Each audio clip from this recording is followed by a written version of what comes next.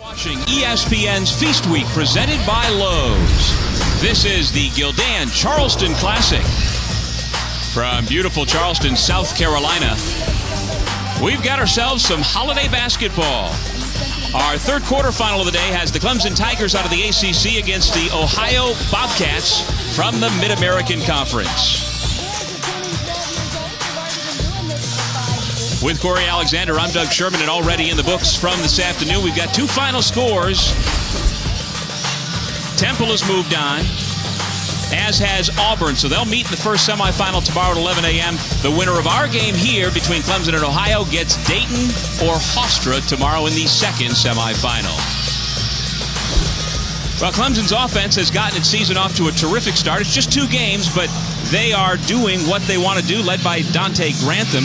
Corey, can this Bobcats defense slow these guys down tonight? Well, Saul Phillips, a disciple of Bo Ryan, played for Bo Ryan and coached with him. I'm sure he has a defensive scheme designed to stop this Clemson offense, but when you talk about Grantham shooting 80% from the field so far, and then has a teammate, Eli Thomas, shooting over 75%, it's going to be tough for Ohio, but they, of course, started out with a good start over Alabama A&M, but this is a completely different animal these Tigers will be here this afternoon. And the Bobcats are 1-0. The Tigers are 2-0, and when they both head back to their respective campuses, they'll each know a lot more about themselves after 3 games and 4 days. And on the opening possession, it's the freshman Tavion Kirk right to the bucket. And Saul Phillips loves his freshman. Tavion Kirk with 16 points in the opener against Alabama A&M, led the Bobcats in scoring, and off to a great start here in Charleston. Some sharp-looking new uniforms for Clemson on display tonight. All orange with the purple trim, white lettering. Marquise Reed passes off to the wing. Number 10 is Gabe DeVoe, and he turns it over. Here comes Kirk, the freshman again. Tigers get back defensively.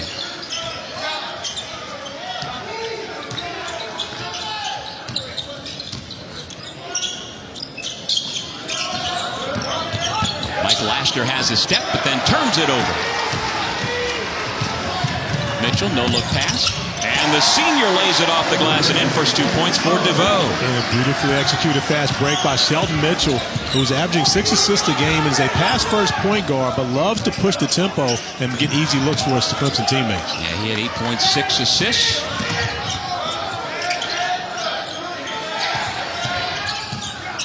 Gavin Block, bottled up, finds the open man Laster, who's a little strong with the 3.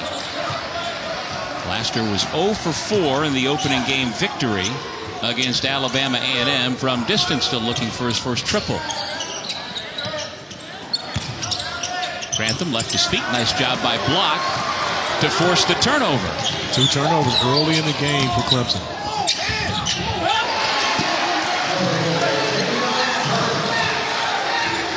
And we welcome you, those on ESPN2, to Charleston, South Carolina, the third quarterfinal of the day of the Gildan Charleston Classic with Corey Alexander. I'm Doug Sherman. This is Ohio versus Clemson. And a couple of early buckets by the freshman point guard for the Bobcats, Tavion Kirk, has Ohio with the early lead. Ohio taking advantage of Clemson with 2 early turnovers. And Clemson has had slow starts in their 2 victories so far, and Ohio really coming out as the aggressor early in this game. Now, we talked off the top about how Clemson, through its first 2 games of the season, has gotten the ball up and down, scored a lot of points. Ohio's defense going to try and mitigate that. There's Brad Brownell, the 8th-year head coach of the Clemson Tigers. He took Clemson to the NCAA tournament way back in his first year and haven't been back since, but my partners, Thomas, gets great position inside. You think this Clemson team has a legitimate shot to go dancing this year? And one of the major reasons you just saw, Eli Thomas in the post is one of the better post presences in the ACC, and more importantly, they have 3 guys that can go get him a bucket in the paint. Block's pass deflected out of bounds off the hands of Marquise Reed, so Ohio will keep it. Kevin Mickle comes in for the first time for Ohio. He's a graduate transfer from Florida Gulf Coast. And for so long, Clemson fans have wondered why they couldn't get a post presence on the inside, especially with the number of guys that they've had in the past when you think about a Horace Grant and you think about Eldon Campbell and what they have, well, they have it this year in Eli Thomas. I'm not saying that he's one of those guys, but he is a quality post performer. And then when you come off the bench with Mark Donnell, the graduate transfer from Michigan, and Amir Sims, the freshman, you have a number of options in the post to go along with some lethal wings that this Clemson lineup has on offense. Well, per minute, Thomas can get things done. You know, in their game Sunday against North Carolina A&T, Eli Thomas, 13 points, 9 rebounds in only 17 minutes. And the key for him will be staying out of foul trouble, and it's important for him to stay on the court, which was a struggle for him last year as he transferred in. With the left hand, he left it short that time. Here goes Block, kind of the jack of all trades for Ohio. And he throws it into the backcourt. Was it deflected? No, it wasn't, so it's another Bobcats turnover. And that's an area where they've struggled this year, and Saul Phillips, of course, is a guy that values the basketball each possession down the floor. And one of the things that he said was important for his team here, especially having a freshman point guard, is to make sure they handle the basketball when they're playing against these teams that they often can be undersized against. They have to get quality shots on every possession down the floor. And Coach Phillips thought that he would have a senior All-MAC point guard back this year, Jerron Simmons, but late in the process, Jerron decided to take his graduate transfer year at the University of Michigan, and so you've got 2 freshmen trying to fill that void here this season for Ohio. Little lefty jumper is good by Shelton Mitchell, the redshirt junior from Waxhaw, North Carolina, on the board. Well, you talked about the jumper. You forgot to mention the left to right crossover to get to the jumper, creating space. Beautiful move by Shelton Mitchell at the top of the key. Nice stuff out of Oak Hill Academy. Hey, you're glad you mentioned it. Here is Mickle.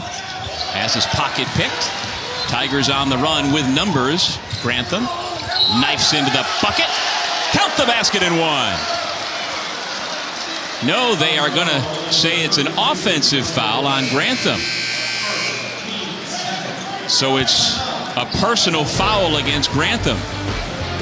We'll take a break with 15:52 remaining first half.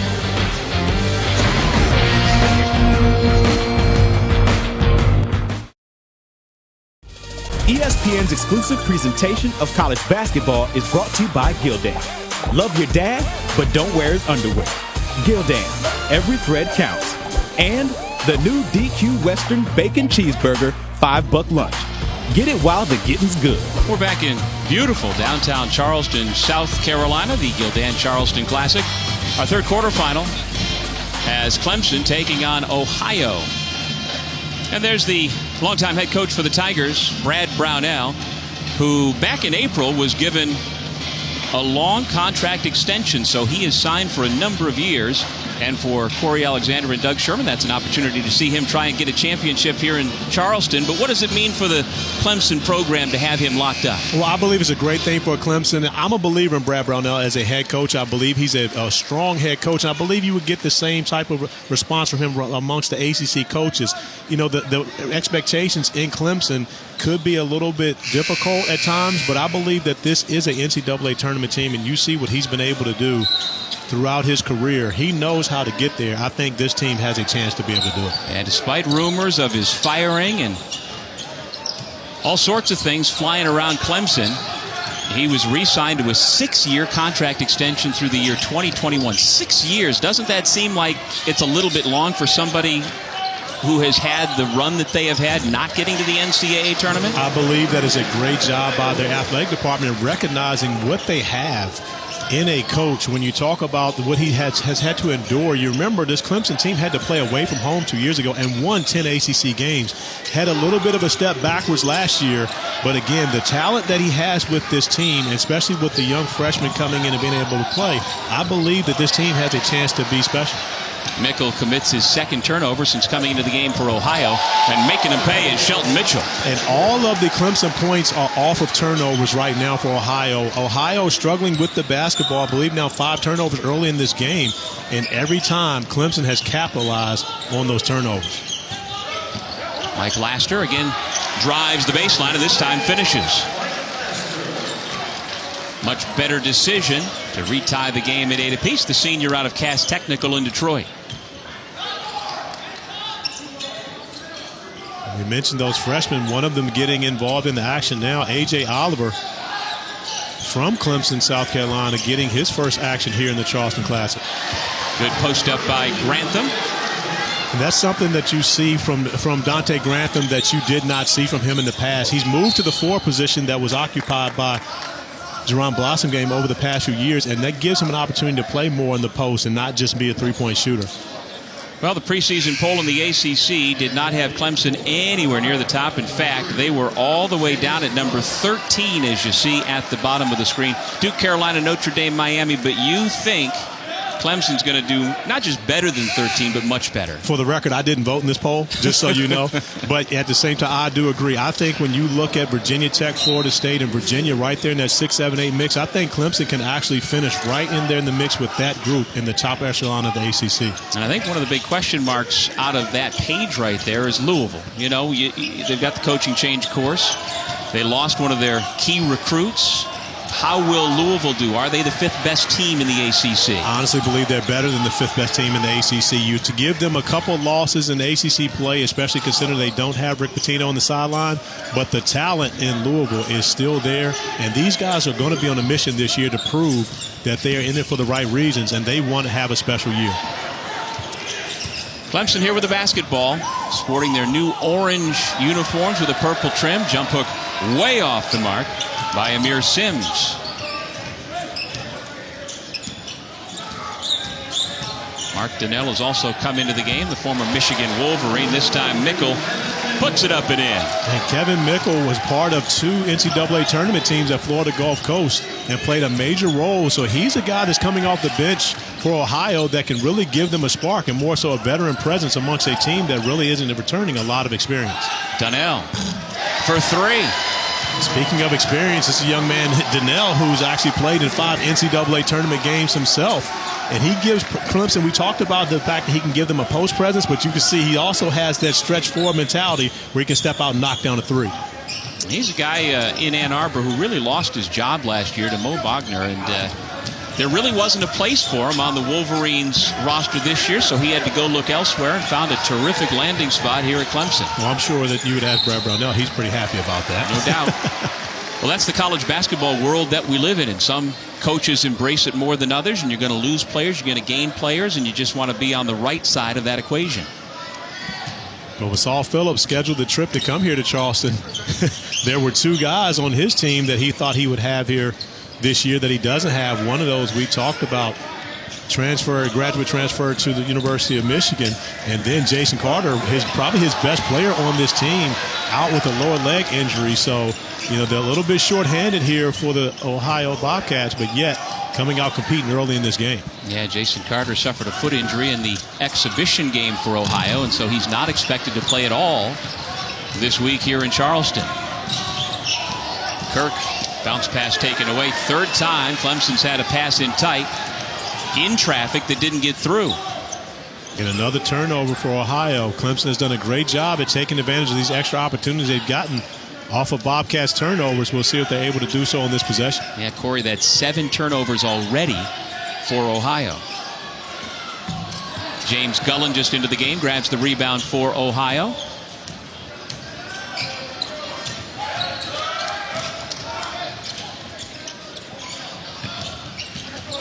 Laster on the pull-up.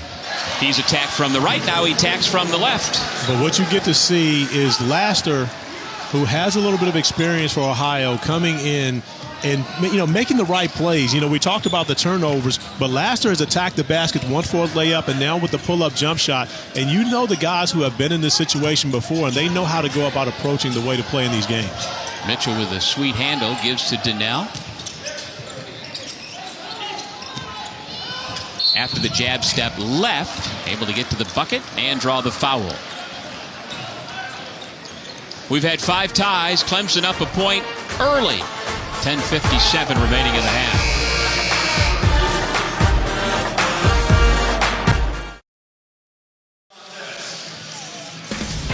Tip you off your weekend with another NBA doubleheader on ESPN. It's Russ Carmelo and PG-13 leading OKC in the first one at 8 p.m. Eastern against LaMarcus Aldridge and the Spurs. And then Boogie, the Brow, and the Pelicans are in Denver to take on the Nuggets. Coverage begins with NBA Countdown charged by Mountain Dew tomorrow, 7 Eastern, also streaming live on the ESPN app. With Corey Alexander, I'm Doug Sherman. And we mentioned the fact that Jason Carter is not playing, and without him, Ohio has been turning the basketball over at an alarming rate so far, Corey. And 8 points off of turnovers by Clemson. And Shelton Mitchell grabbing one, taking it coast to coast. And when you think about trying to slow down this Clemson offense, you don't want to give them easy opportunities, but that's exactly what they've gotten as you see Mitchell going from one end to the other. The second time he's been able to do that in the game, I think a lot of that would have been stopped if you have a guy like Jason Carter with his ability, what he's able to do in the post, and then offensively for a team like Ohio, I think you may cut down on some of that because you have someone to run your offense through in the half court. Well, there are those who think that Jason Carter will contend for the MAC Player of the Year award this season. You got to get him back out on the court, though. That's the problem. I mean, it's hard to be able to win those awards when you're not playing. Believe me, I tried it. I sat in the boot for part of my last 2 years in college, and I didn't win any awards in those years. You missed almost one full season, didn't you? I did miss one full season. I missed a half of the next one, and I got fed up, so I put my name in the NBA draft. Well, the Ohio issue at this point with the turnovers also is caused in part, as we talked about, you don't have the stabilizing senior point guard they expected in Jerron Simmons, who's transferred to Michigan. So you've got Tavion Kirk, and you've got coming off the bench these days, Zach Miller. There's another turnover by the Bobcats. And another easy two, this time Amar Sims. And give Shelton Mitchell credit. We showed the video package of him and continuing to pick up steals. And there's another one getting the job done defensively and just picking the pocket. But more importantly, when he gets his hands on the basketball, it's turning into 2 points at the other end for Clemson. Long three by Block. The junior from Lincoln, Illinois, got his first 3 points. It's back to a 1-point ball game. And Block coming up big for Ohio there. Block was 1 rebound shy of a double-double in their opener against Alabama A&M, and it's important for Ohio to have this type of veteran presence and guys that have been here before that know how to perform in games like this, especially when they are outmanned. Now defending the post, Sims goes right up and over the outstretched arm of Gavin Block. 18-15 Clemson. And earlier mentioned the post presence. You have Amir Sims, the freshman, who can, of course, you see, get you a basket on the block, as well as Donnell and then Eli Thomas. So this is a luxury that Brad Brownell hasn't had in his tenure as the head coach at Clemson. 3 different guys that he can get the ball to on the inside that can get you points.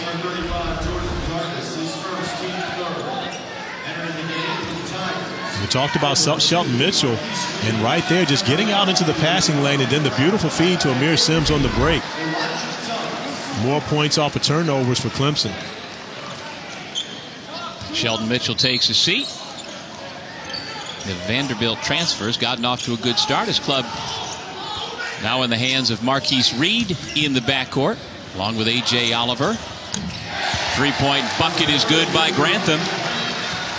As well as Grantham is shooting the basketball this year, I would be chasing shots if I were him. He's shooting 80% from the field. That's unheard of, especially for a guy that's made 4 3-pointers already coming into this game. Foul on the 3. It's against DeVoe. And so we'll have 3 free throws upcoming for Jordan Dardis.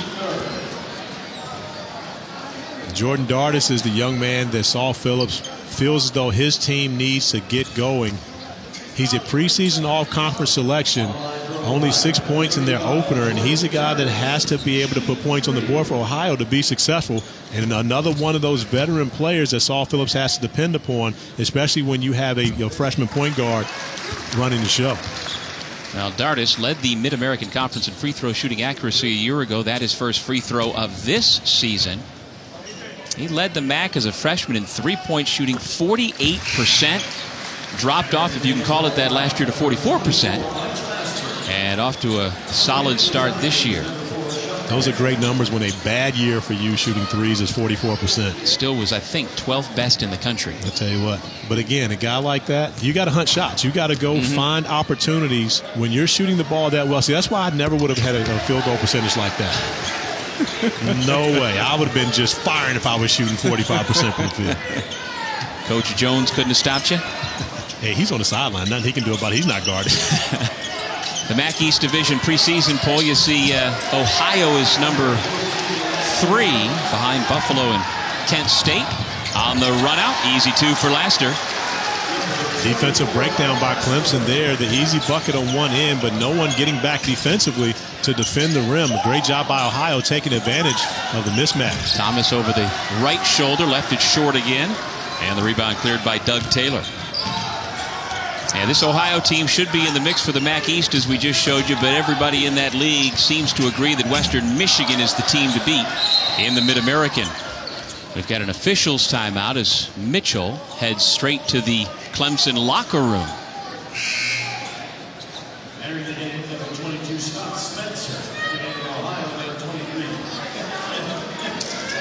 Looks like he's perhaps getting sick. Either that or he took a shot to the mouth. One of the two. That's one of the things normally when you go over there and you're spitting in the trash can, you're looking for blood. You don't want to speculate, but hopefully nothing that will keep him out of this game. We've already seen how important Shelton Mitchell is to this Clemson team. Nice pass. Grantham, good footwork. Another two for the senior. And it's a luxury to be able to have a guy like Eli Thomas who can make that pass, threading the needle on that one and hitting Dante Grantham right in the scoring pocket. Well, Grantham has dipped his toes each of the last 2 years in the NBA world, decided to come back to college. There's that three-point stroke of Jordan Dardis. So you're saying he should shoot more? I'm saying he definitely should shoot a lot more. You can see it's a beautiful shot for Dardis. And he shot so well throughout his entire career that you want to try to find a way to get a guy like that more shots. Clemson with a basketball and a 2-point lead. The Tigers have hit 5 of their last 6 shot attempts. Here goes Reed. Slips to Thomas, who throws it down. That's the advantage for Clemson right there at the rim. And Gabe DeVoe with a beautiful steal. Getting out and taking the basketball away again. Turnovers have been a problem for the Ohio Bobcats. And often when you create turnovers, you get easy looks, and none get easier than Eli Thomas finishing at the rim for the Clemson Tigers.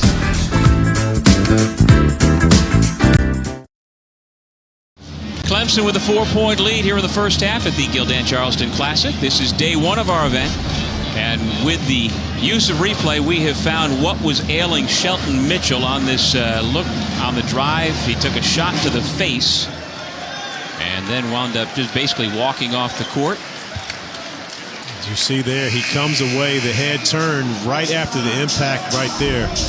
Immediately goes over to the trash can, and I got to talk to Shelton about this. You don't spit in the trash can, because if you have a tooth coming out, you'll never find it. You got to spit in the cup, Shelton, to make sure you can locate that tooth just in case you have to put it back in. He's a no-kill guy. Shouldn't he know that already? He should. He should. But, I mean, again, like I said, I got to get to him. We got to have this type of conversation. But he's been great so far here today, and more importantly, a bigger presence on the defensive end of the floor, coming up with turnovers and turning them into points on the other end of the floor for the Tigers. Well, Clemson against North Carolina A&T forced a total of 9 turnovers. They've already done that here tonight against Ohio. I believe we got to give Ohio some credit on that too, though. I don't think they've helped themselves in the half court especially. And Tavion Kirk, the freshman point guard, getting back into the game.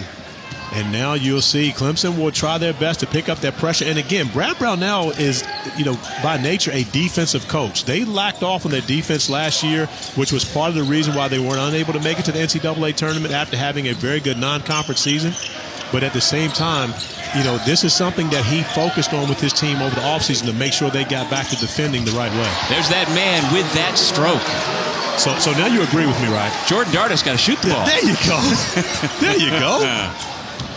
He's got 9 points to lead all scorers, back to a 3-point ball game. Did you ever lose a chiclet on the basketball court? I had one chipped. And my mom paid a lot of money for my braces. She was not happy about that. I think she went out and bought me a mouth guard right afterwards. Was that at Virginia or in the NBA? No, this was actually in high school. Oh, okay. Well, fresh off their trouncing of Notre Dame, number 7 Miami returns home to Hard Rock Stadium to take on your alma mater, the Virginia Cavaliers, with their sights set on the college football playoffs. Saturday at noon Eastern on ABC, also streaming live on the ESPN app. I hope that there are no no Wahoo faithful listening to this, but I'm an ACC guy. Don't say it. I want to see Miami in the college football playoff.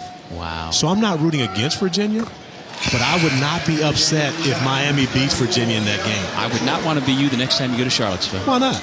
Wow. Why not? If I saw you on the street and I heard you say, I wouldn't mind if they lost, I wouldn't like that. I'm an ACC guy. I root for Clemson football. I root for Miami football. I need to see our teams in the college football playoff. I still love Virginia. Hey, Virginia's bowl eligible. I stay in touch. I'm glad that they're coming back. They're bowl eligible this year for the first time in a very long time.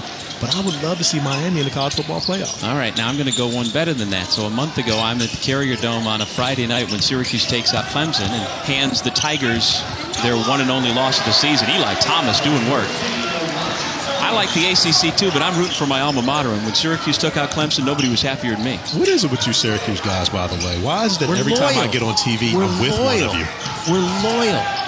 Okay, we'll talk about that later. We got some basketball to talk about right now.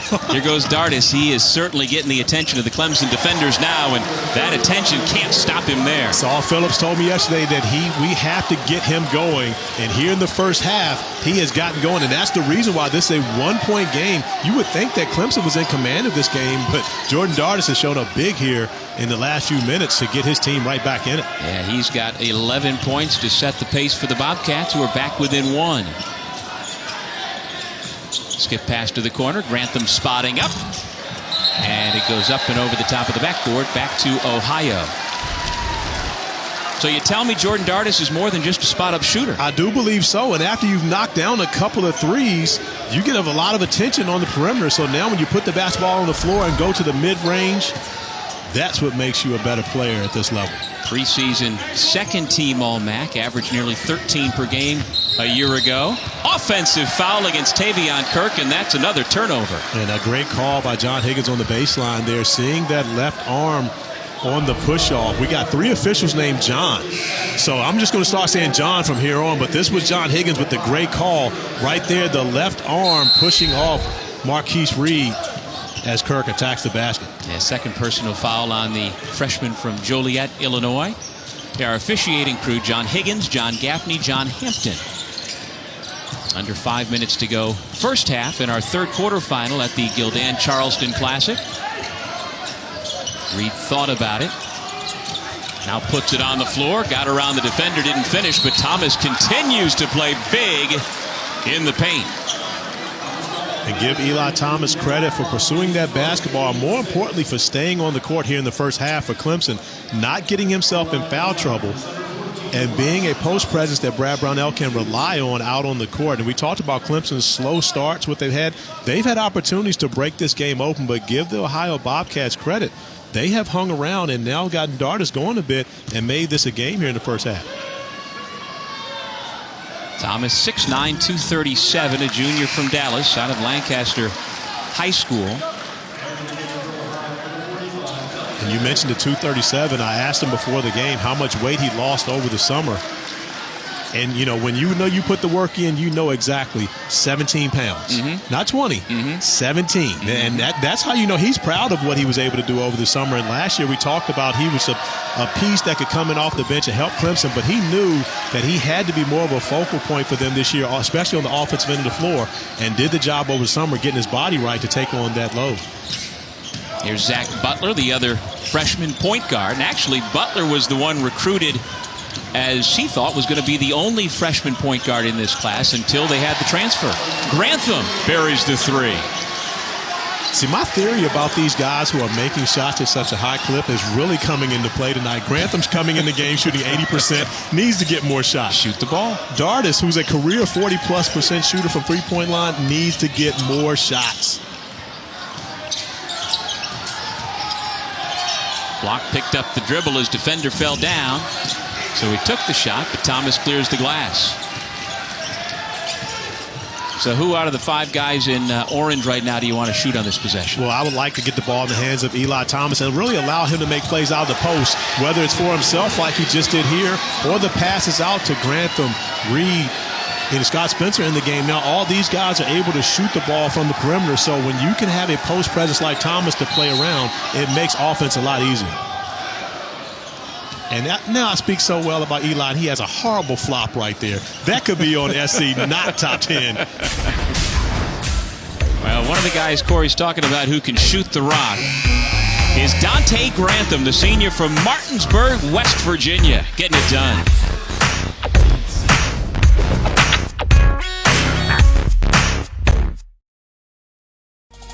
ESPN's exclusive presentation of college basketball is brought to you by Lowe's. Hurry in today for huge savings on all things winter.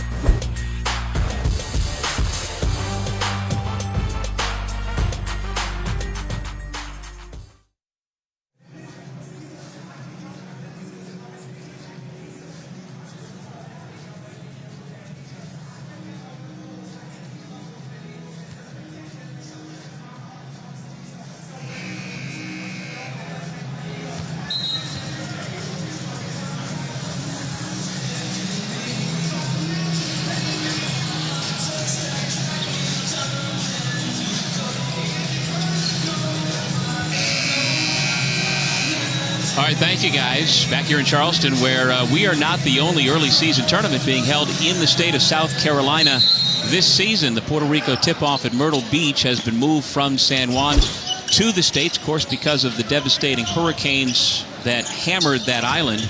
And so they had a big upset. And the folks here in the state of South Carolina, not so sure they like what happened to the Gamecocks today. Oh, and I'm sure the Clemson Tigers were very aware of that. You always keep up with your rival. As we see Dardis really getting it going now, going to the rim, using the left hand on the floater to finish over the top. With South Carolina going down earlier today, and right now Ohio giving Clemson everything that they want, especially on the offensive end of the floor. Jordan Dardis getting into his bag. That would be the trick bag, going to the left hand over the top. So the junior from Newark, Ohio, completes the three-point play. He's already got 14 points.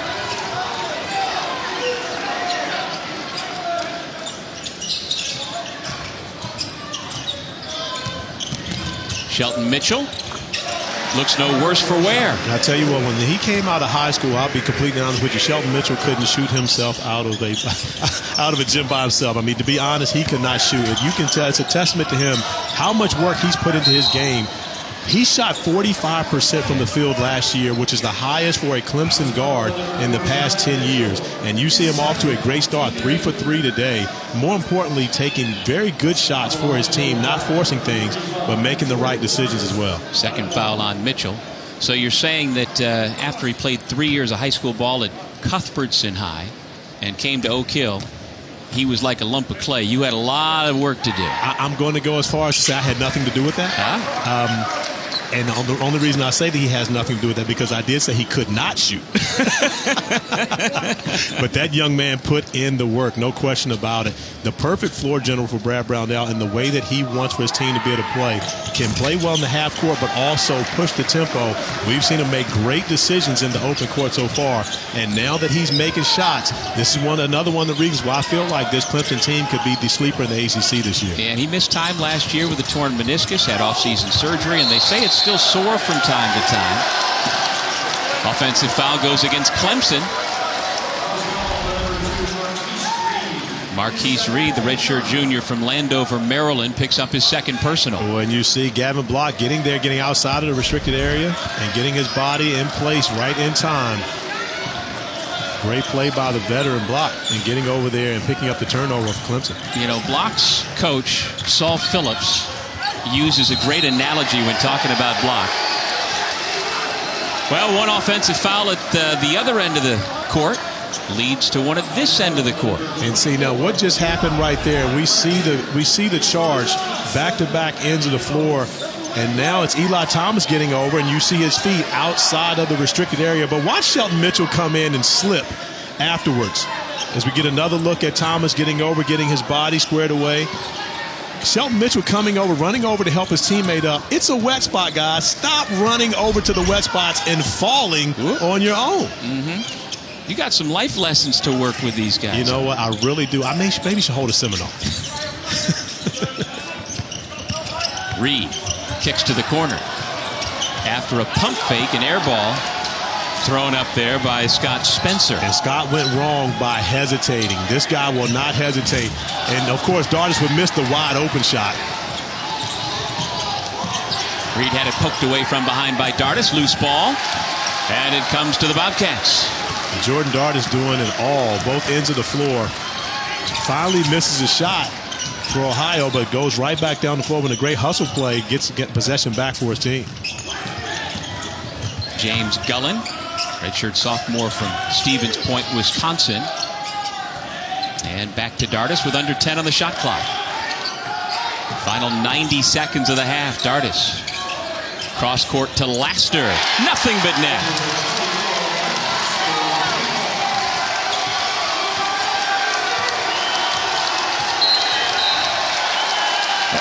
And I'll tell you what, the folks from Athens, Ohio are fired up that they've made the trip to Charleston.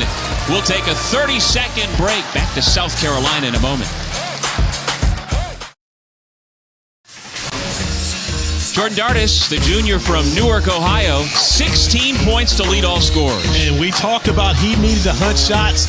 And since that point, he really has. And not only shooting the three, which he does extremely well, but also attacking off the dribble.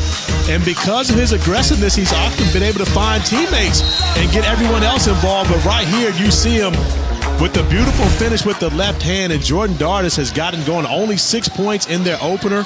Already 16 here in the first half. Yeah, well on his way to potentially a new career high. Last February, he dropped 26 at Eastern Michigan. Mitchell with a nice answer.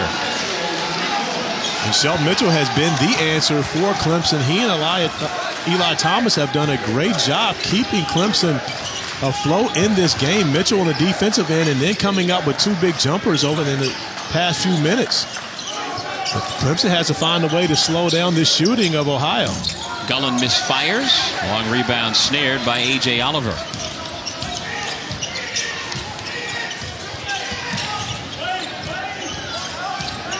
Nice job defensively by Gullen to cut off the baseline. Here's Grantham. Little strong. There's Thomas again.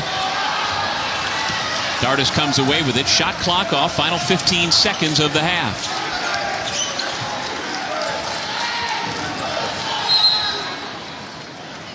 Timeout called with 9.4 on the clock.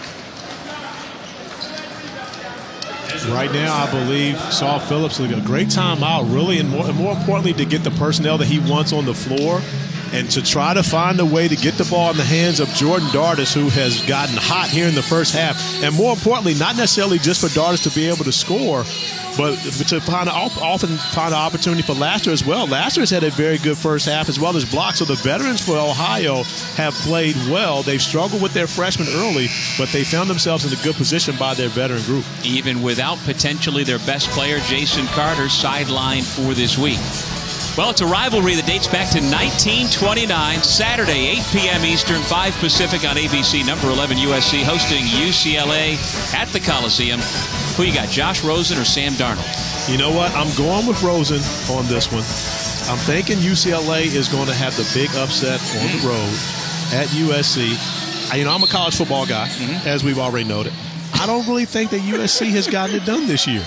I'm not a believer in USC right now. I think UCLA comes up with the big upset on the road. All right. What do you think here for the Bobcats? What are we looking at on this final possession? I would say get the ball to Dardis. Number 35 in white. Now, and I like 24. I like 24 in white. I like Laster. What both those guys have been able to do in the first half. One of those two should make sure they get their hands on the basketball in these last 6 seconds.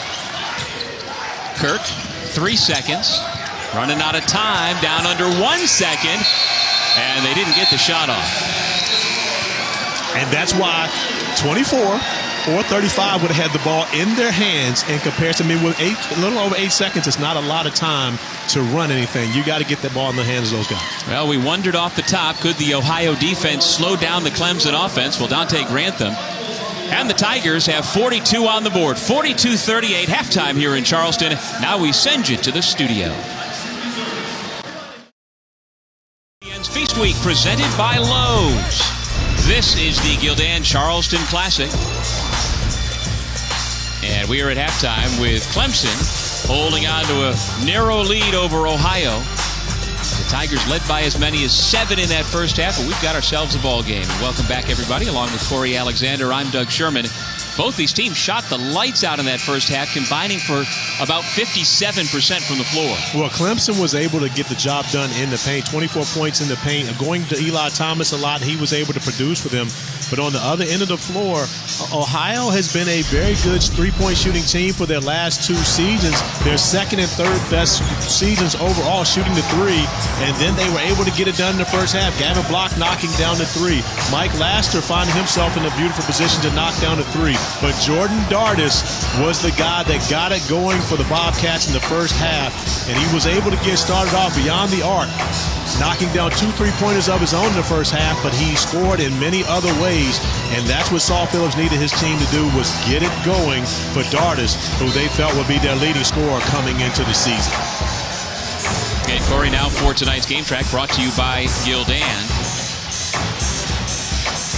So you say Dardis should shoot some more? I do. I think he should get a few more shots. I think Dante Grantham should get a few more shots. But Shelton Mitchell played a beautiful point guard game for the Clemson Tigers in the first half. Now we'll see if he can continue that type of effort for 40 minutes. And if the Bobcats can clean it up a little bit more, 11 turnovers in that first half, there's no reason they can't hang and perhaps pick off Clemson in this game. Well, Clemson got 13 of their points off those turnovers, so that was a big part of their offense as well. If Ohio cleans that up and doesn't give Clemson those opportunities, then it makes it much easier for them to guard them in the half court. Tavion Kirk, the freshman point guard from Joliet West High School in Illinois, in control of the basketball for the Bobcats. Tough challenge 3, good closeout, and Laster shot an air ball. Dante Grantham had it poked away. Clemson keeps it. Clemson picked 13th in the ACC preseason poll. There's one of their 2 seniors, DeVoe, misfiring, but Thomas continues to get it done on the glass. He not only picks up an offensive rebound, but he also gets an assist. But what you're seeing is almost like a coming out party for Eli Thomas, and a great decision there not to force a shot, but to find Gabe DeVoe and get his senior a good look opportunity. And more importantly, DeVoe's one of their best defenders. When you get a guy like him making shots, he really locks in on the defensive end of the floor. Now, Thomas was rated number 31 in his class in the ESPN 100 in 2015. Picked Texas A&M originally. Block misfires, and there's another rebound for Thomas. That young man has skills. Oh, he's got a lot of skills, no question about it. We mentioned during the first half where he lost 17 pounds of fat and put on some muscle over the summer, got his body prepared for him to be able to go out and play 30-plus minutes in the ACC. Grantham tried to dunk it, and they're going to say he was fouled. Well, the tough part about that was the fall. And when you got to play 3 games in 4 days, this is one of those things where, you know, Dante Grantham, he's going to feel this one. You see him going up for the dunk, unable to get above the rim, but more importantly, you see the fall coming down on that left side. And there's no bracing yourself from that fall. You're absorbing all of that. At 21, 22 years old, you recover from it. You see it from his facial expression. That was a pretty tough hit. I can't even imagine falling from that type of height right now. Oh, no. You break a hip now. As old as we are. A young man out of Hargrave Military Academy, averaging 15.5 per game through the first 2. He's got a dozen here tonight. Yeah, he was in double figures in the first half. And one of the things that you'll see from Clemson today, they've had 2 pretty convincing wins early in the season, but Brad Brownell's his rotation may be cut a little short as Gavin Block knocks down another 3. But his rotation may be cut a bit shorter today because I believe Ohio's here to play. They're going to stick around to the end of this one if Clemson's able to even come up with the win. But if Ohio continues to shoot the ball this well, they could be the ones moving on. Thomas finds the cutter, and there's the dunk. There was no stopping him that time. Taylor got dunked upon.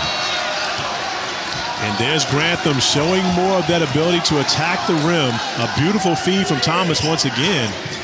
But Dante Grantham, not just a 3-point shooter anymore, giving you more for the Clemson Tigers. Block, drive, and dish. Good patience shown around the block, but then the shot misfired by Taylor. This is Shelton Mitchell with the basketball in the backcourt with Marquise Reed. Clemson looking to improve to 3-0 on the year and secure a spot in tomorrow night's second semifinal here in Charleston. Reed off the mark with the triple. Dartis had some room, turned it down the first time, and then put up a brick. Here comes Clemson, up 8. No-look Mitchell. Thomas with the hammer. Beautiful feed from Shelton Mitchell. I told you about his shooting woes early, but one thing that's never been a problem with Shelton Mitchell is his passing ability. He's always been great finding his teammates, and that was just a small example of what he's able to do in the open court.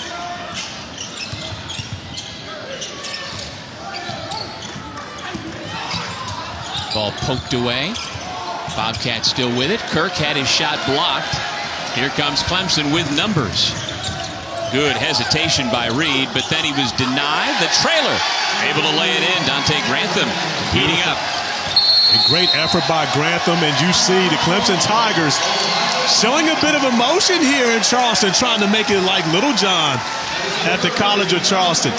And they've been able to do it with getting to the paint and finishing above the rim. Dante Grantham finding himself in the right spot. Off a beautiful feed from Eli Thomas. Grantham with the finish from above as the Clemson Tigers start to roar.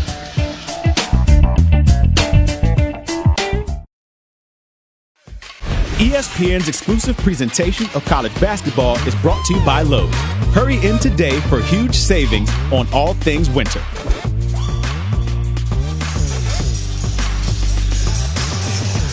Back in the beautiful city of Charleston, South Carolina on a Thursday evening. The Tigers on a big run to start the second half.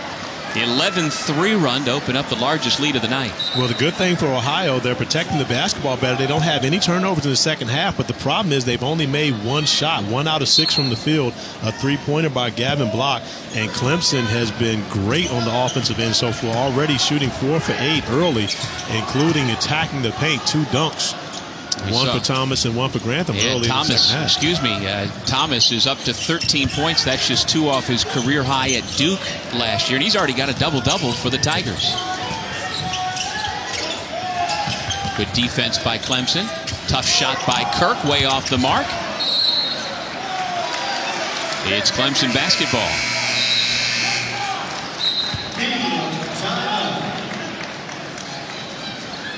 Well, in the first half, Clemson shot 59%. They're still hitting the shots. Ohio's cooled off dramatically, though.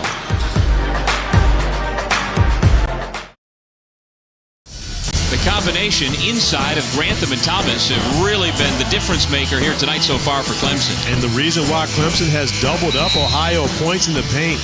Grantham with the early dunk, then Elijah Thomas off the beautiful feed from Shelton Mitchell comes up with the slam, and then again Grantham on the offensive glass. The putback, Grantham with 16 points already. Elijah Thomas 13 points, 10 rebounds, a double-double for him. So the Clemson front line has imposed their will upon the Bobcats here this afternoon. And at the other end of the floor, Clemson this year seemed to be more willing defenders, and they've clamped down a little bit here in the second half. The Bobcats are only 1 of 4 from beyond the arc here in the second half. And we've talked about Clemson really getting off the slow start so far this season and then really turning it on at the end of the first half and the beginning of the second half, and we've seen just that here today, where they've come out of the locker room in the second stanza with a tremendous amount of energy.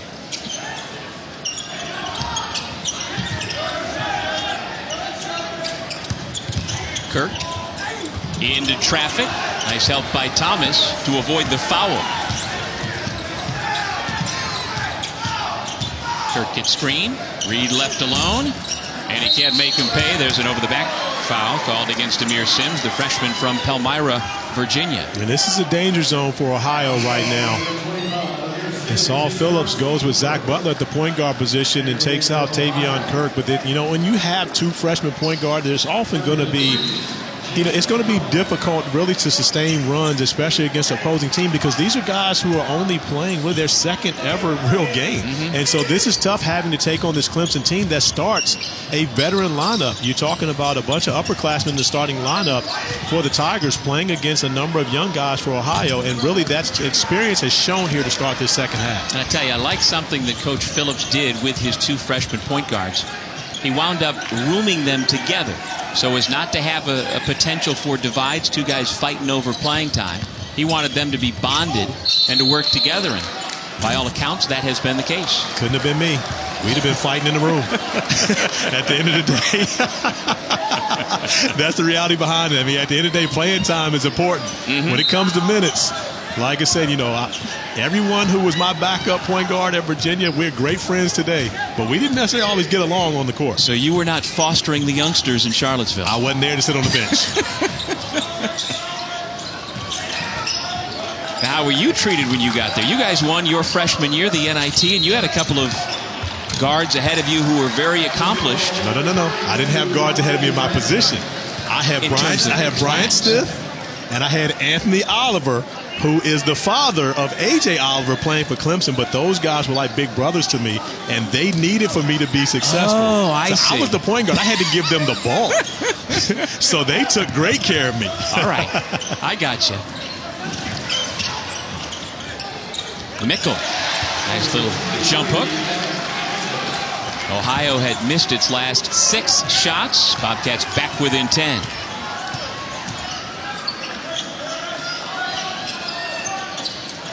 And this is where you'll see if Clemson really is a veteran team or not, if they can handle prosperity and really put this game away, because they have found what works for them against Ohio, which is finishing in the paint, getting the ball inside to Eli Thomas and taking advantage of their size in comparison to do they play and more so of an I want to get mine type of style now, and everybody starts to try to score points in comparison to doing what's best for the team. And this is where we'll learn a lot about Clemson.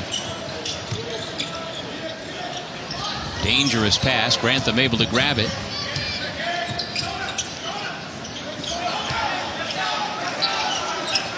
Here's Gabe DeVoe III.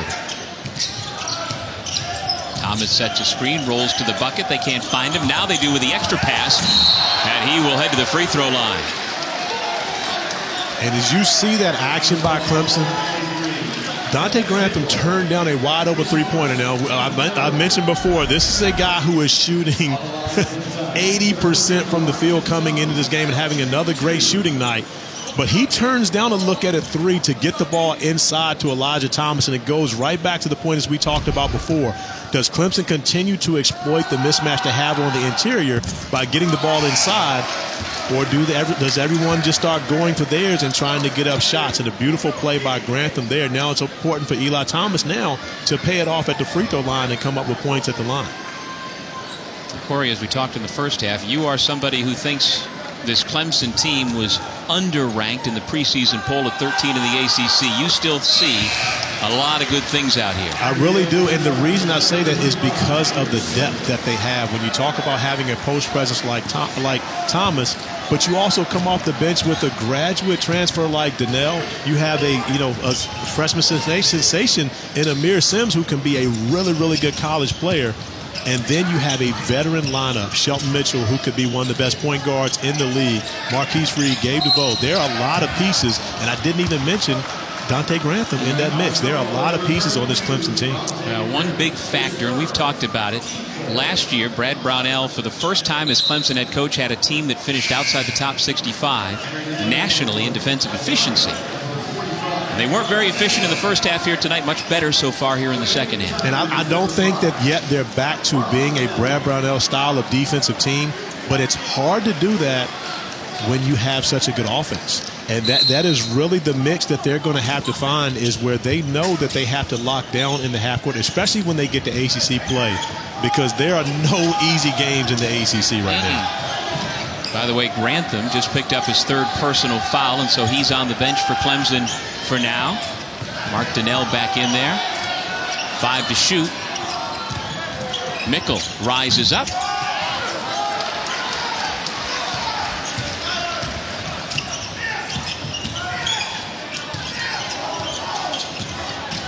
Mitchell working on Butler, finds Sims. Here's DeVoe. And they'll reset with Shelton Mitchell, the redshirt junior. Vanderbilt transfer in traffic, and he will head to the free throw line. And that is a patient and a very smart offensive possession for Clemson. There are so many times where they could have just fired up a shot, but yet they actually play and milk their shot clock down to 6 seconds, and more importantly, Shelton Mitchell attacking the basket with the opportunity to score on his own or find one of his teammates, and it makes it a positive in getting to the free throw line. Third foul on Doug Taylor. And so Shelton Mitchell, who actually originally committed to Wake Forest until Jeff Pizdelic was fired, went to Vandy for a year, been at Clemson since. He hits the first.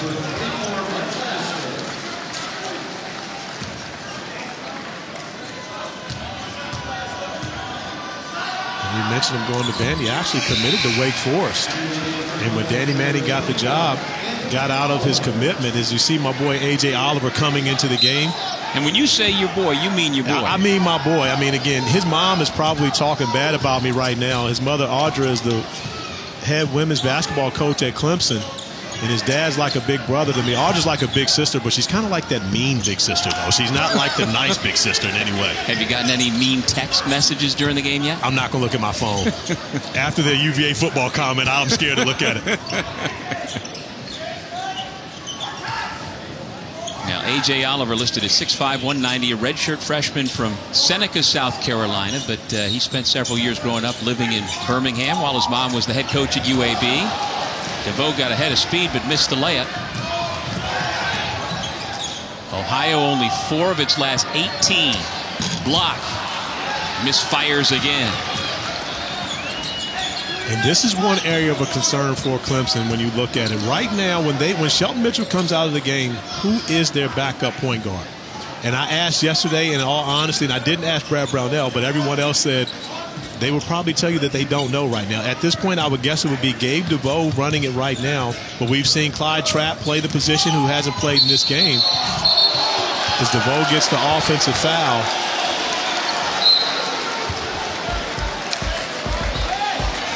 Official timeout here in Charleston. Clemson up 13 over Ohio.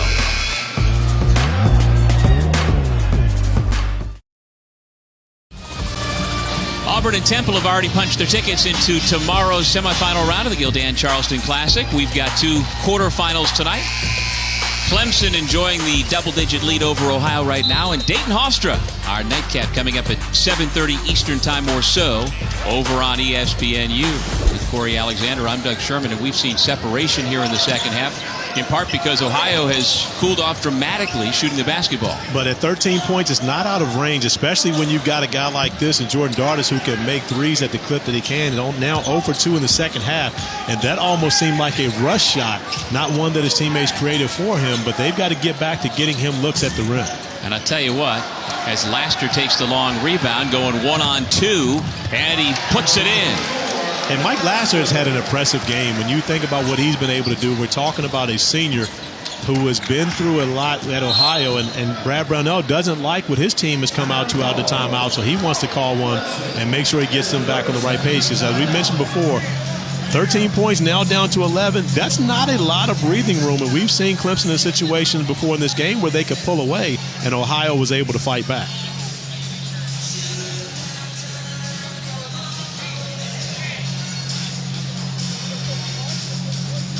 Well, there's what you're talking about. This Bobcats team can really fill it up. So if they heat up like they did in the first half, there's no reason they can't chip away and make this a ball game once again. And when you look at these 2 years, the last 2 years under Saul Phillips, this is their second and third best years in Ohio Bobcats history of basketball was shooting the three-pointer. So it is something that is important to his style of play.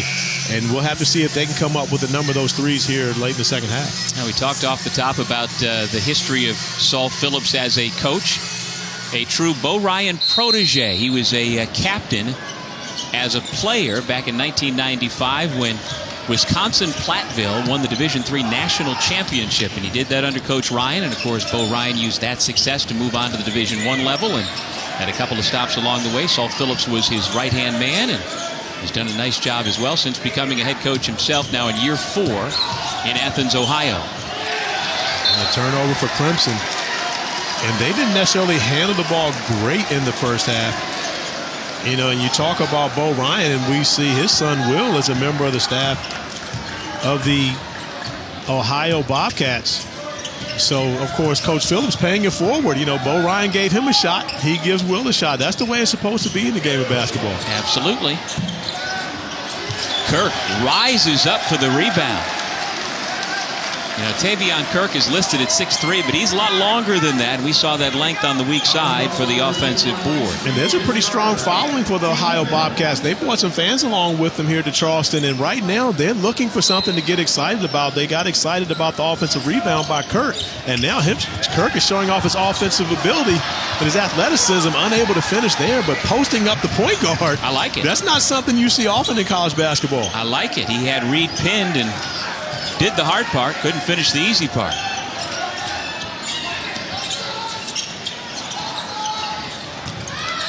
Right now, Brad Brownell trusting two of his freshmen on the floor. A.J. Oliver unable to finish. But Eli Thomas continuing to be a presence on the boards and has a size advantage underneath and really forcing Ohio to foul him. Otherwise, that would have been another opportunity for second chance points for Thomas. Second foul on Kevin Mickle, the Brooklyn, New York native. Played his high school ball at St. Benedict's in New Jersey. You know, mentioned all the Bobcats fans in the building. I think half the state of Ohio is here in Charleston because the Dayton Flyers travel very well. They're talking about at least 1,000 Dayton Flyers fans in the building for the second part of our nighttime doubleheader. And one thing about Dayton, we both know when you follow college basketball, you know the Dayton Flyers, they like to come in and take over arenas. We get an opportunity to see a couple Flyer fans right there. They come in and take over. They have been in places where they go on true road games and know that they have a decided advantage as far as their fans coming in to watch them. That's a great thing to have for a college basketball program. Yeah, they have hosted more NCAA tournament games in Dayton than any other building in the country, and most of those games have been neutral site games. Of course, the first 4 games are played every year in Dayton, and they sell out the place every single time. I'm going off the cuff here. I'm thinking it's 117 games, 34 more than any other site. I believe those are the numbers for Dayton. So, and again, when we'll have a chance to talk more about them in our next game, but and they're doing some renovations in the arena to make sure that they keep getting those games. Block just keeps firing away, and he cannot find the mark. Bobcats now 5 for their last 24 from the floor. Clemson getting a little sloppy right now. We talked about them being able to handle Prosperity. They still have the 13-point lead, but their offense has not operated as crisply as it was early in the game, especially once Brad Brownell made the substitutions. Amir Sims now coming out and Grantham back into the game. Brad Brownell doesn't want to take any chances in giving Ohio an opportunity to get back into this one because he knows how dangerous they can be from beyond the arc. Yeah. Ohio has a total of 7 points in the first 11.5 minutes of the second half. Thomas spins, and Taylor fouled him before the shot. Fourth foul on Taylor, the junior from Columbus. And having a post presence in basketball is like having a running game in football. When you know you can throw the ball inside, and more often than not, you're going to come away with positive plays, whether it's a finish or getting to the free throw line. That is such a huge advantage, and that's what the Clemson Tigers have in Eli Thomas, who's done the job this year, losing 17 pounds in the offseason, getting his body in shape and preparing himself to be able to play heavy minutes. And you see it's paid off for Brad Brownell here this evening. 15 points now, 13 rebounds, and really has passed the ball extremely well out of the post when he's gotten double teamed. So a tremendous pickup as far as the transfer from Texas A&M for Brad Brownell's group. And I'll tell you what, if he knocks down this free throw, it'll be a new career high for Eli Thomas. He went for 15 at Cameron Indoor last February. He's got 16 and counting here tonight in Charleston. And most importantly, he stayed out of foul trouble and been able to stay on the court with his teammates.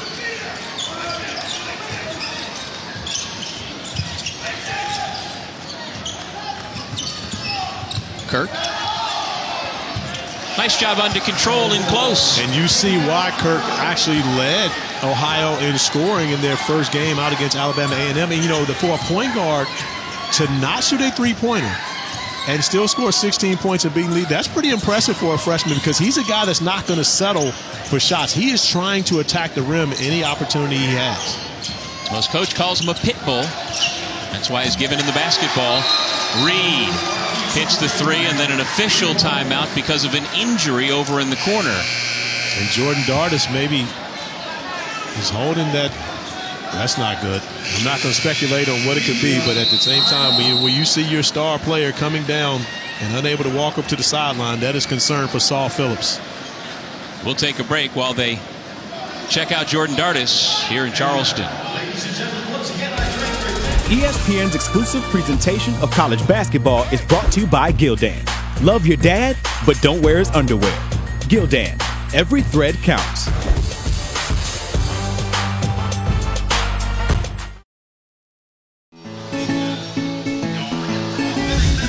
Charleston, South Carolina is one of the most picturesque cities in the South. And this evening, it is beautiful out there. One of the best walking cities as far as I'm concerned. Well, I'll take your word for that. I'm not a big walker. Come on. Wait till you're my age. Well, Jordan Dardis still receiving attention from the training staff at Ohio University. Good to see a smile on his face. Yeah, it's nothing too serious when you're smiling. That's the good thing. He's not coming back into the game right now, but he does have the big smile. So that normally is a sign that it's nothing too serious.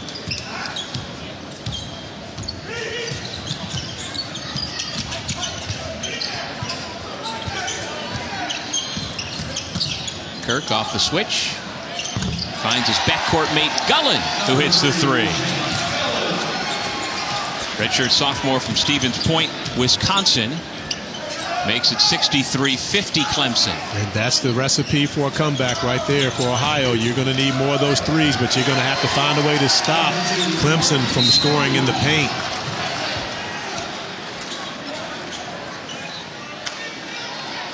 Well, tip off your weekend with another NBA doubleheader on ESPN. OKC with their trio of stars, Russ, Carmelo, PG-13 in the first at 8 p.m. Eastern against the Spurs. And then how about the start of the season? Boogie Cousins is enjoying. It's historic, some of the things he's doing right now. When your name is mentioned with Shaq and Moses Malone as the only two people that have done what you've done, is now another three for Ohio. I believe Block was the one knocking that down. But yeah, that Boogie Cousins is in that type of company right now. Over 15 games, he, Shaq, and Moses Malone are the only players who have ever had 400 points and 200 rebounds in that short span of time. In and out on Grantham. Yeah, I think John Calipari enjoys himself watching some Pelicans basketball these days. I believe so. How about the pass? There you go. Nice pass by Kurt. Mickle finishes it off. And right, just like that, it's a 10-point game. Again, when you're talking about a team that can shoot the ball the way Ohio can, you're never too far away. And Brad Brownell recognizes that, does not like what he sees right now, especially on the defensive end from his team. Clemson down to one timeout remaining, lead down to 10. Tavion Kirk, not necessarily getting opportunity to score as much, but right there, the beautiful feed to Mickle. Put a little hot sauce on that one right there. Oh, it was so hot he had to pull his hand off of it when he dropped to a pass. That's what I'm talking about, young fella. I love it. Tavion Kirk out of Joliet West High School. Well, this is a special week here in Charleston for Brad Brownell, who last night celebrated his 49th birthday in style with the boys. And Amir Sims chasing him around the table. I tell you what, when you look at things like this, is what college basketball is about. You talk about grown men mentoring and grooming young men, and this is a group that loves his coach. This is not made up. This was not something that they did for the camera, and that's the type of stuff you love to see. Brad Brownell, he really has the ear of this team, and this is a group that enjoys playing for this man.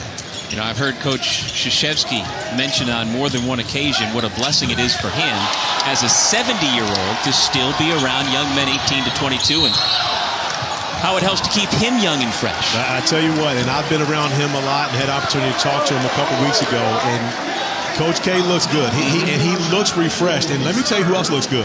His team. Grayson Allen, 37 points. against Michigan State on Tuesday night, and that's without Bagley, who, in my opinion, is the #1 pick in the draft this year. He should be. Duke looks pretty good. So if you're Coach K, you should feel happy. You should feel pretty rejuvenated right now. So it sounds like you would handicap Duke as the #1 team, the favorite at this point, late November, to be making it to San Antonio and cutting down the nets. I didn't say that. All right. You won't go that far. No, I think they have a chance to do it. When you look at them, they have a special group, I think, with Trayvon Duvall playing the way that he is and Grayson. But when you have a guy like Bagley that attracts so much attention, and also we could not mention Duke right now without, of course, me offering my sincerest condolences to, who are my family as well, but the Capel family. Jeff, Jason, of course, Mrs. Capel, and the loss of Jeff Capel Jr., who has had his imprint on so much of not only basketball, but the lives of young men along this East Coast. And, sorry to see Coach Cape go, but at the same time, like I say, he's a man. His life will be celebrated. Foul called on Kirk, his third. And at the free throw line, Dante Grantham.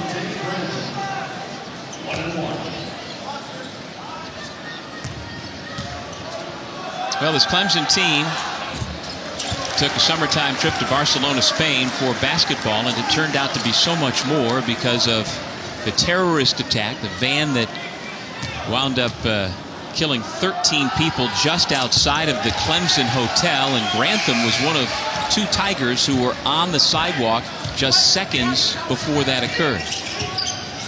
When you have an opportunity to experience things like that, it really gives you an appreciation for this country we live in. And I know our country has problems, but I'll be the first person to tell you I've lived outside the United States before. There's no place like America. And honestly, I really don't like leaving that much anymore. So therefore, I like it here. And so does Gavin Block, as he's able to knock down another 3 to keep Ohio within striking distance, and now the lead is actually single digits, a 9-point game. Block has 3 threes here in the second half, a total of 4 for the game. Foul at the other end. Goes against Mickle, and that is number 4 on the graduate transfer from Florida Gulf Coast.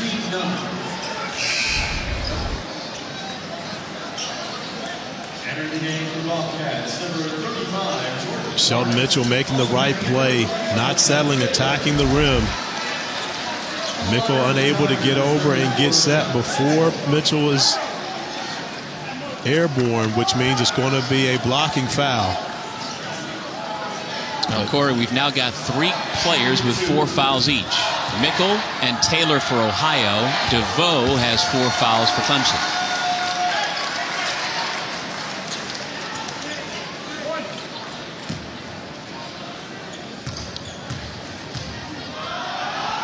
Shelton Mitchell, a 6'3" southpaw, gets a pair from the line, and the lead stretches back to 11. And this is where, if you're Clemson, and more importantly a Clemson fan, you need to see your team lock in defensively. You know Ohio wants to be able to shoot the 3-pointer, so you have to find a way to take it away from them. Jordan Dart is making the smart play. They know he wants to shoot the 3, so does a great job putting the ball on the floor, getting to the rim, unable to finish the shot, but yet has a chance to put 2 points on the board at the free throw line. And you can now add Mitchell to that growing list of players with 4 fouls. Now that's big, because when you talk about Shelton Mitchell, and if you take him out, they're going to put Gabe DeVoe in the game. I don't know if he's coming in for Mitchell or not, but with 4:42, the one guy that you can not afford to lose, especially with the, you got a lead, but it's not within, they're still within striking distance. And Brad Brownell recognizes that, and he's going to make sure that he protects these 2 guys. Now he's got DeVoe coming back in. He's going to take out A.J. Oliver.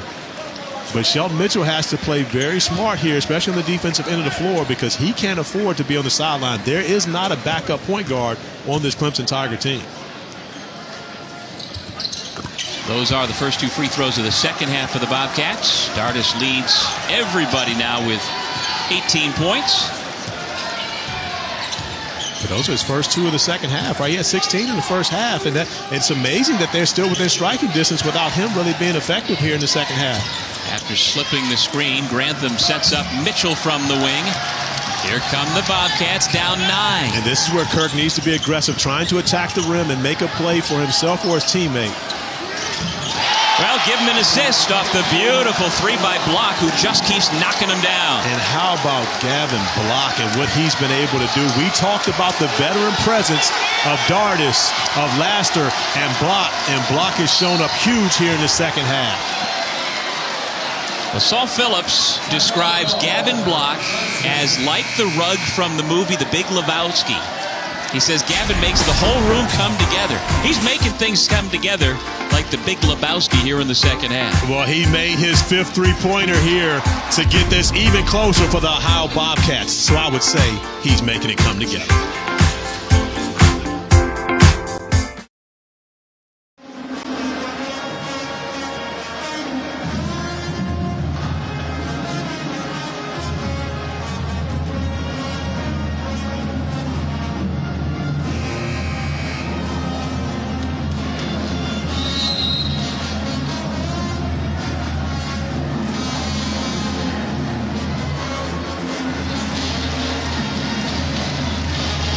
All right, thank you, John. And I'm telling you, I'm looking forward to seeing how Chris Clark reintegrates back with Virginia Tech. We got the Hokies coming up next on ESPN2.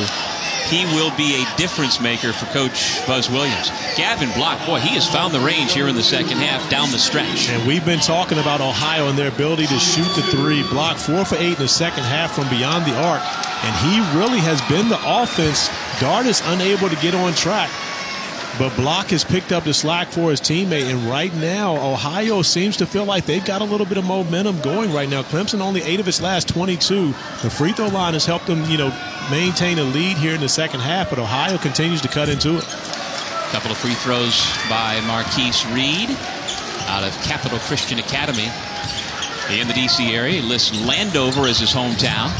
Absorbing the contact from the big fella. No problem for number 4, Tavion Kirk. And how about the confidence from the freshman? Did not have a great first half, but he's come back in the second half and really done a great job attacking the basket. More importantly, he knows that Gabe DeVoe and Shelton Mitchell both have 4 fouls. He's going to continue to put the pressure on them. There's Gabe DeVoe. Terrific stop and pop. That's a senior play there. That's what you need for your seniors to do. Come up and make big plays for you when your teams need it. Corner 3 a little strong, and there's your senior DeVoe tracking down the rebound. Now Clemson happy to work a little clock, take their time bringing it up.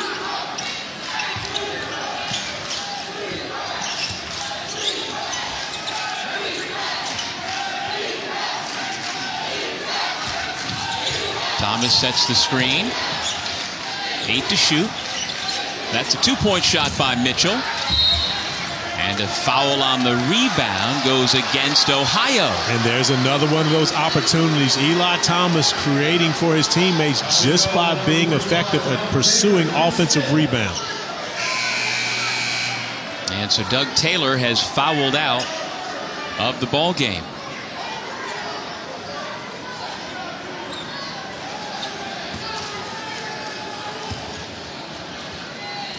Saul Phillips spent 7 years as head coach at North Dakota State. Took the Bison twice to the NCAAs, including upsetting Oklahoma, the NCAA tournament in 2014. Now in year 4 at Ohio. That's how I know you're a real pro. You didn't say Bison. You said Bison. See? That only happens from real pros. You guys at Syracuse might learn a thing or two every now and then. I appreciate that. That's the last Syracuse compliment you're getting, by the way. I'm going to go fishing the rest of the week. You're sitting next to me for a while here, buddy.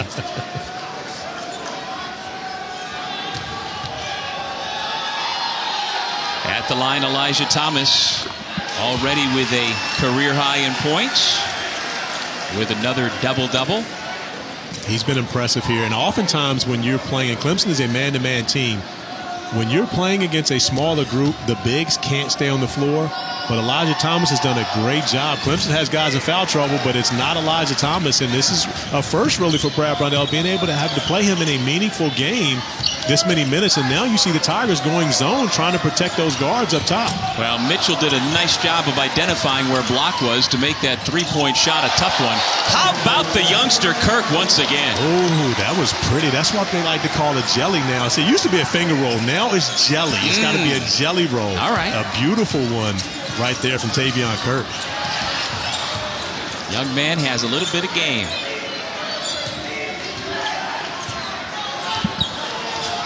It's a 7-point game. Let's see how Clemson responds. Got a good shot. Couldn't finish. Dardis with the rebound. Block to the trailer. It's Dardis. Puts it on the deck. Tough runner. Big fight for the ball.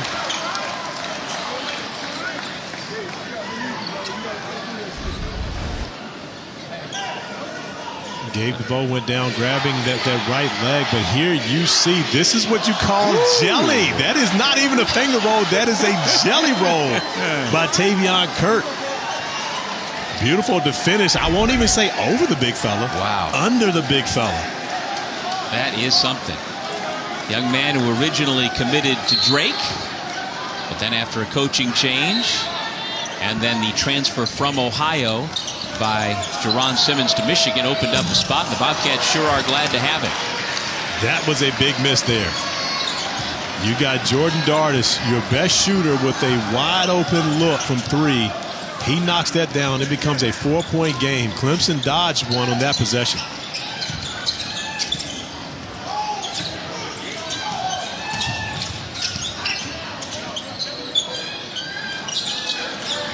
Marquise Reed, the Robert Morris transfer to the bucket.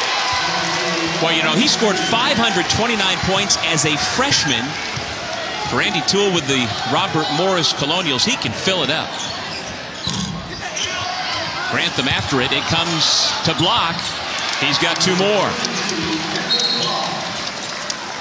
Good time out there by Saul Phillips, setting up his defense. And if I'm Coach Phillips right now, I'm sure that they've worked on some type of full court pressure, normally a zone pressure, to get a trap going. And this is the time to bring it out to see if you can get a turnover from Clemson in the backcourt. But Brad Brownell probably drawing up his press offense right now, thinking the exact same thing coming out of the timeout. Well, tonight on ESPN, you won't want to miss the next edition of SportsCenter with Scott Van Pelt. He'll have his take on how much a win tonight changes Super Bowl expectations, both in Pittsburgh and in Tennessee. Plus, the Celtics go for a 14th win in a row against the defending champs. So look at what the streak has meant for Boston's title hopes.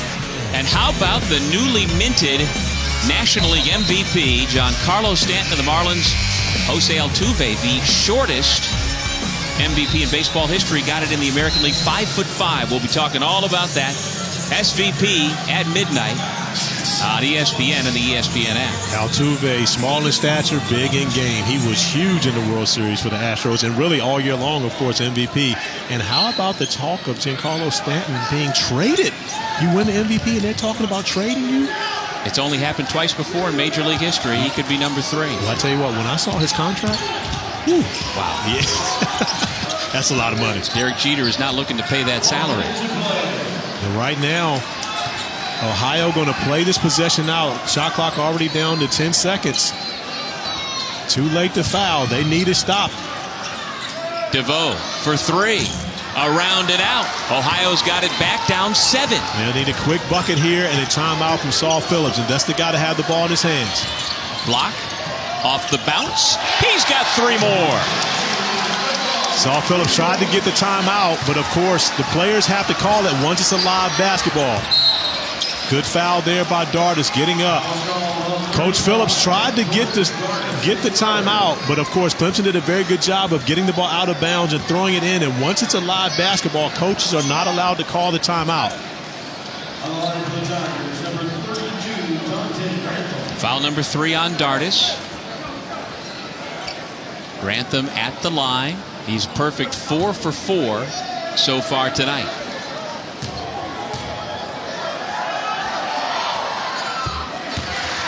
And Clemson is a very good free throw shooting team, coming in shooting over 70% as a team. And that is a luxury to have when you know that you can depend on your guys to go to the free throw line and close out games.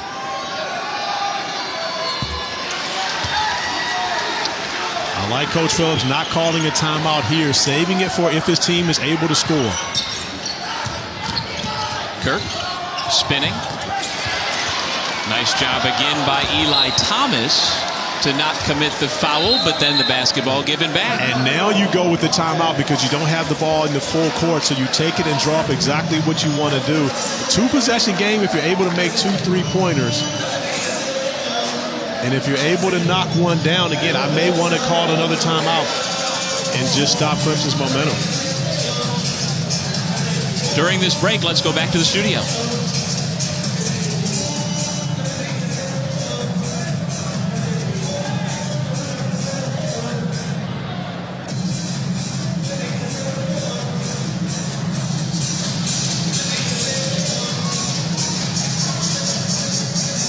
Thank you, John.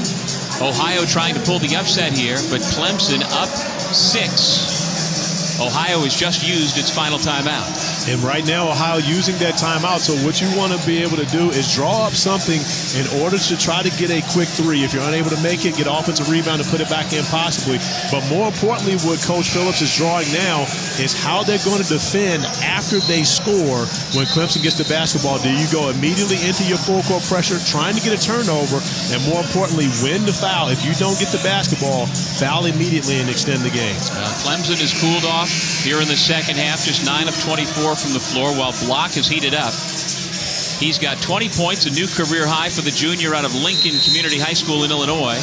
Ohio's still alive. Shot clock off, 20 seconds to go in regulation.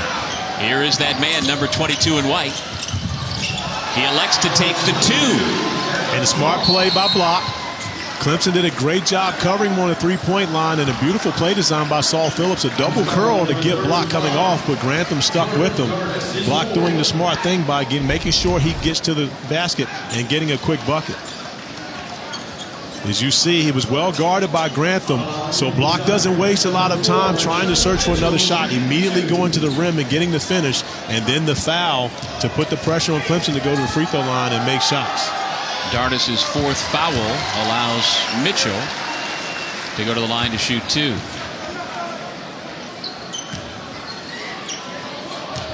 The same plan is in place here. Kirk pushed the basketball, see if he can find one of his guys on the perimeter for a quick 3, and then set up your pressure to foul. Kirk on the back cut. Strong finish. That'll be a quick foul here by Ohio. Oh, that's a mistake.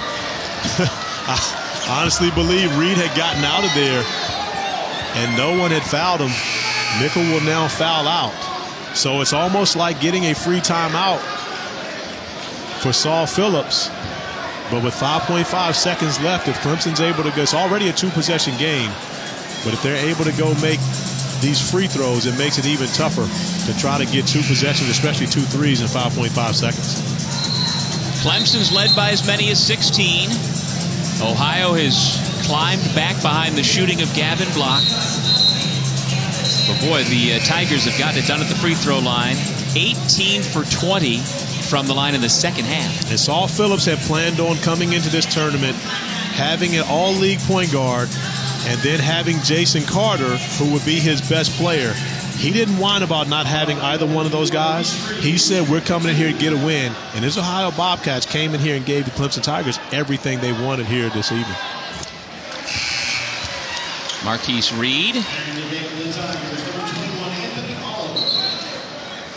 Young man during that freshman year at Robert Morris who lit up these Clemson Tigers and the other ACC opponents that year, Carolina and eventual national champion Duke. Brad Brownell said, we could use you. Reed misses the second. 2 seconds to go. Block.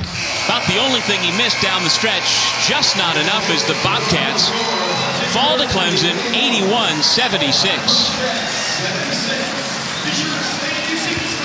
Clemson will play in the semis tomorrow, our final 81-76. Next on ESPN2, Virginia Tech and St. Louis. Now we send you to MSG.